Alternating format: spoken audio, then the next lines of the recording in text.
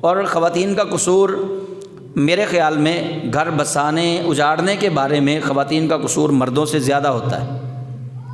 کیونکہ عورت اپنی زبان پہ کنٹرول نہیں کرتی، جس کی وجہ سے گھروں میں لڑائیاں اور جھگڑے زیادہ ہوتے ہیں۔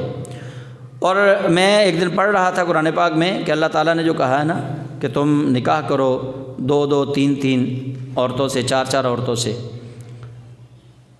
کہ مرد کو 4 عورتوں سے نکاح کی اجازت دی گئی، وہ اسی لیے دی گئی ہے کیونکہ شریعت، اور ہمارے ہاں بھی ایسا ہی ہے کہ آپشن اس بندے کے لیے زیادہ ہوتے ہیں جو مظلوم ہو، آپشن اس کے لیے زیادہ ہوتے ہیں، جو ظالم ہو اس کے لیے نہیں۔ تو شریعت نے اسی لیے مرد کو یہ حق دیا ہے تاکہ عورت جو ہے وہ اپنا گھر بسانے میں یہ حریص بنے، لالچ کرے کہ میں اپنے خامد کے ساتھ صحیح رہوں گی، کہیں ایسا نہ ہو کہ یہ میرے اوپر سوتن کو لے آئے۔ تو اس لیے شریعت نے جو ہے وہ خواتین کا، بعض گھروں میں ایسا بھی ہوتا ہے کہ مردوں کا بھی قصور بہت زیادہ ہوتا ہے۔ تو ہمارے ہاں تو چونکہ ہم جس حلقے میں رہ رہے ہیں برصغیر پاک و ہند میں، یہاں خواتین کو وہ عزت نہیں دی جاتی جو شرع نے کہی ہے۔ ہم تو خواتین کو گھر کے نوکر ہی سمجھتے ہیں کہ بس وہ گھر میں ہیں ہی کام کرنے کے لیے، محبت ان کا حق نہیں ہے، پاس بٹھانا ان کا حق نہیں ہے، ان کے ساتھ میٹھی باتیں کرنا حق نہیں ہے۔ مطلب ہم تو خواتین کو یہ سمجھتے ہیں بس وہ بچے جنم دیں، اس کے بعد بچوں کو پالیں، گھر کے کام کاج کریں، اور صبح سے لے کے شام تک وہ کام کرتی ہیں۔ اور پھر بھی گھر آ کے اگر خامد شام کو یہ کہے کہ تو کیتا کی یہ ویلی نے کر، سارا دن ویلی رہی سی تو تینوں کام کی یہ ہو، تو پھر یہ دل توڑنے والی بات ہے۔ بلکہ نبی کریم صلی اللہ علیہ وسلم نے جو ہمیں درس دیا وہ درس یہ ہے کہ اگر خامد رات کو لیٹ آتا ہے اور اس کی بیوی سوئی ہوئی ہے تو حکم یہ ہے بیوی کو نہ جگائے، اب خود ہی کھانا گرم کر کے کھائے،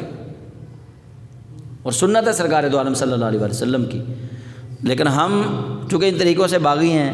ہمیں شریعت اچھی لگتی نہیں، ہم تو اپنی طبیعت کے مطابق زندگی گزارنا چاہ رہے ہیں، اس لیے ہم خواتین کو وہ حقوق نہیں دے رہے جس کی وجہ سے یہ آوازیں اٹھتی ہیں۔ کچھ آوازیں ٹھیک بھی اٹھ رہی ہیں، ساری آوازیں غلط نہیں ہیں، کچھ آوازیں ٹھیک بھی ہیں خواتین کے حقوق کے لیے، لیکن میرا جسم میری مرضی جو ہے وہ خواتین کے حقوق کے لیے نہیں بلکہ وہ خواتین کے حقوق کو پامال کرنے کے لیے آواز ہے۔ اس کے ساتھ اللہ اور اس کے رسول کی نافرمانی سے وہ کام شروع ہوتا ہے اور عورت کی بربادی پہ جا کے وہ ختم ہوتا ہے کہ میرا جسم میری مرضی والا جو حقوق تلاش کرتی پھر رہی ہیں۔ لیکن ہمیں یہ سوچنا چاہیے طلاق کی شرح جو ہے وہ خواتین کے رویوں کی وجہ سے زیادہ ہے۔ کہیں ایسا ہے کہ ساس کی بہو سے نہیں بن رہی، تو یہ بہت زیادہ مسائل ہیں گھروں میں، ہمیں ان پہ بھی توجہ دینے کی ضرورت ہے۔ ہر ماں یہ چاہتی ہے کہ میری بیٹی سکھی رہے، میری بیٹی جس گھر میں گئی ہے، میری بیٹی کی ساس جو ہے وہ میری بیٹی کو اپنی بیٹی بنا کے رکھے، لیکن جو بیٹی میرے گھر میں آئی ہے، میرے بیٹے کی بیوی ہے، میں اس کے ساتھ جو ہے وہ رویہ ناروا رکھوں۔ اچھا اپنی بیٹی کے لیے ہاں ہے سارا دن میری تھی کو کام ہی کروندے رہندے نے، اچھا کپڑے بھی تو ہی تو نہیں ہیں، جھاڑو بھی تو ہی، برتن بھی تو، اچھا کبھی تو ایسا ہوتا ہے کہ فون کیا جاتا ہے باقاعدہ اپنی کیا اس کو کہتے ہیں کڑمنی پنجابی میں، ہاں جی، اس کو فون کرتے ہیں یہ ساڑی کڑی نو کام واسطے تسی رکھ لیا۔ اپنی بیٹی کے لیے مطلب اتنی حساسیت دکھائی جاتی ہے، اور جو بیٹی گھر میں لے کر آئے ہیں اس کو بیٹی نہیں سمجھنا، اس کے لیے باتیں ہیں لا تو کی کر دی ہیں تھے ویلی رہنی تو تھے، یہ تو کم کر دی کوئی نہیں، یہ تو خرچے بڑے، مطلب یہ چیزیں جو ہمارے معاشرہ کے اندر برائی کی حد تک موجود ہیں کہ اگر ساری عورتیں جو اپنی بیٹیاں دوسرے گھروں میں بیاہتی ہیں، دوسرے گھروں میں اپنی بیٹیوں کی شادیاں کرتی ہیں، اگر وہ آنے والی بہو کے ساتھ اپنی بیٹی جیسا سلوک کرے اور ہر بہو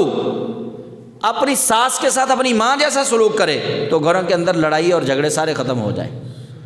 ہوتا ایسے ہی ہے کہ بہو کی اپنی ساس سے بنتی نہیں ہے، بہو بیوی جو ہے وہ اپنے خامد کو بھڑکانے پہ لگتی ہے،